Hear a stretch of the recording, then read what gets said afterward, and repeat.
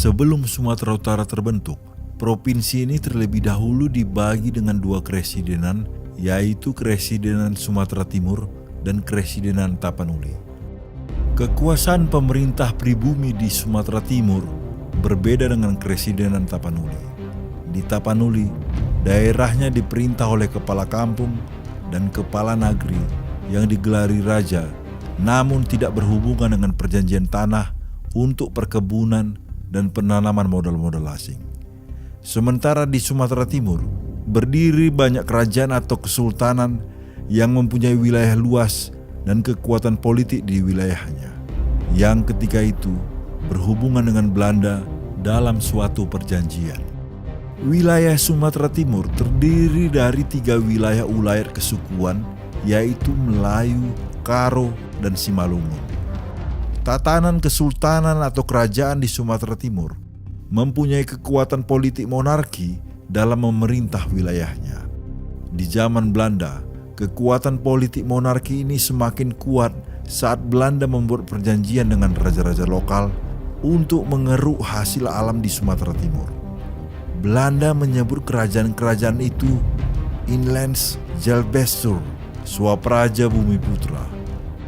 Kesultanan Melayu di Sumatera Timur diperintah oleh seorang raja bergelar sultan. Kesultanan itu adalah Kesultanan Deli, Kesultanan Langkat, Kesultanan Serdang, Kesultanan Asahan, Kesultanan Bilah, Kesultanan Panai, Kesultanan Kuala Leidong, dan Kesultanan Kota Pinang. Kerajaan Karo diperintah oleh seorang raja bernama Sibaya. Sibaya membawahi raja-raja kampung yang bergelar Raja Urung dan Penghulu Kuta.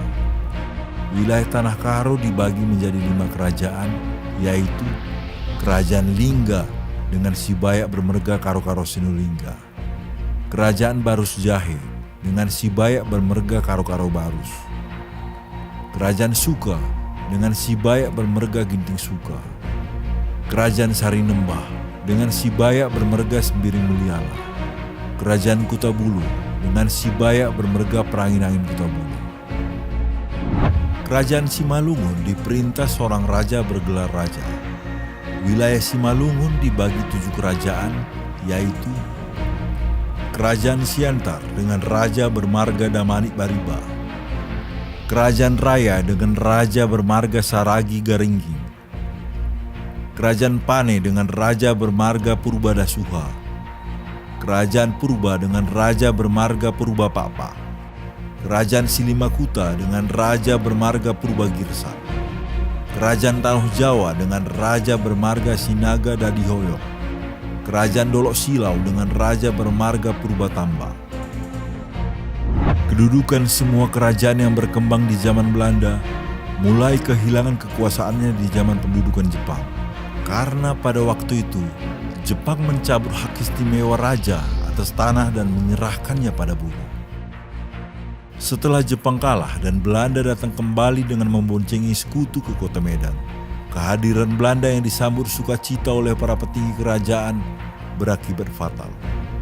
Mereka dianggap tidak mendukung kemerdekaan Indonesia yang sudah diproklamirkan ketika itu. Revolusi sosial tanggal 3 Maret 1946 di Sumatera Timur tidak terelakkan.